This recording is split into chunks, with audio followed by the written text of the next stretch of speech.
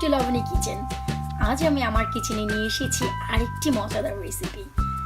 আশা করি আপনারা দেখে বুঝতেই পারছেন দেখতে কত সুন্দর লাগছে। জি, আমি এই ফ্লাওয়ারটির কথাই বলছি।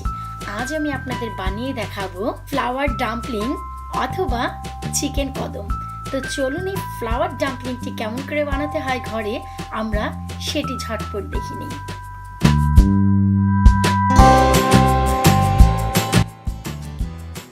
এখানে আমি 200 গ্রাম বোনলেস চিকেন ব্লেন্ড করে নিয়েছি। আপনারা চাইলে চিকেন কিমাও নিতে পারেন অথবা চিকেনটা পাটায় বেটেও নিতে পারেন। সাথেই দেখতে পাচ্ছেন যে এখানে আমি normal basmati rice just normal পানিতে হাফ অ্যান আওয়ার ধরে ভিজিয়ে রেখেছি। এখানে আমি কিছু অনিয়ন চপ করে নিয়েছি, কিছু করিয়ান্ডার আর কিছু গ্রিন চিলি। এখন আমি হালকা সল্ট মাখিয়ে এই তিনটিকে একত্রিত করে ভালো করে মাশ করে নেব।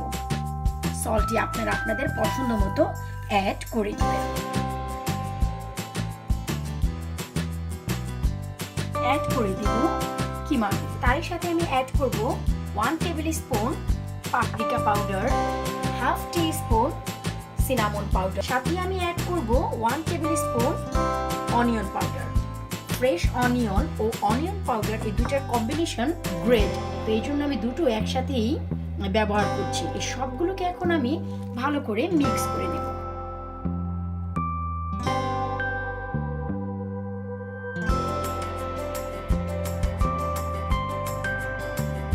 আপনারা চাইলে এতে 1 টেবিল স্পুন সয়া সসও ব্যবহার করতে পারেন, সাথে চাইনিজ সল্ট। আমি দুটোই আজ স্কিপ করব।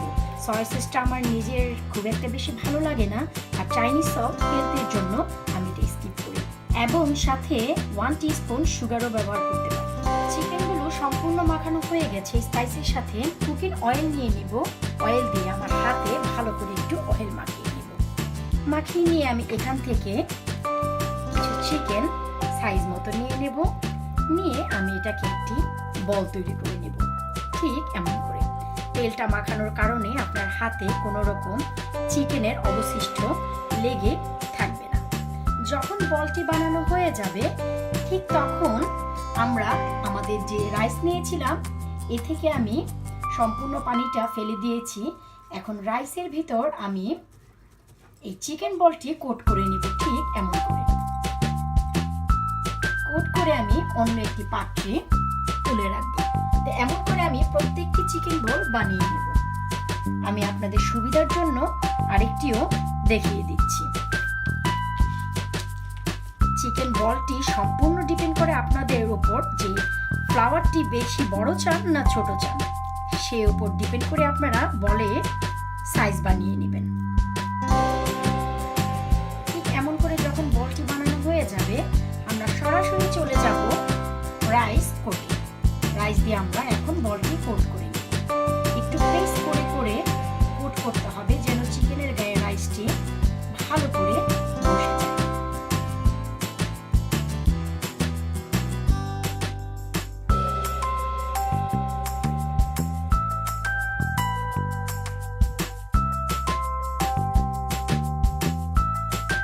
চিকেন কদমগুলো বানানো হয়ে গেছে। একটি প্যানে আমি 1.5 কাপ নর্মাল পানি দিয়ে দিয়েছি। পানির উপর আমি একটি স্ট্যান্ড বসিয়ে দিব মিডল বরাবর।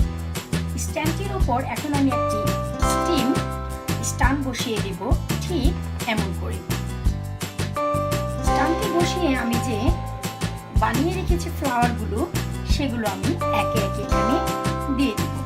হালকা একটু ছড়িয়ে ছড়িয়ে দিব, কারণ হচ্ছে রাইসগুলো ফুলে বড় বড় সুন্দর কদম ফুল হয়ে যাবে।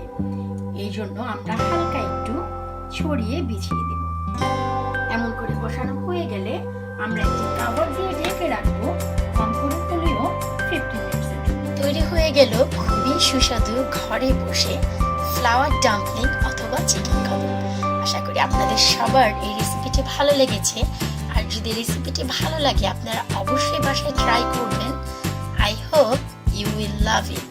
এটি শুধু আউটার লেয়ারটি কুক হয়নি, ভেতরটিও সম্পূর্ণ কুক হয়ে গেছে। আপনারা দেখতেই পাচ্ছেন ইটস ফুললি কুকড। ভিউয়ার, আমার এই ভিডিওটি যদি আপনাদের পছন্দ হয় একটি লাইক অবশ্যই দিবেন। আর নতুন নতুন আরো অনেক মজাদার ভিডিও দেখার জন্য আমার এই চ্যানেলটিকে অবশ্যই সাবস্ক্রাইব করবেন। Until next video, bye for now.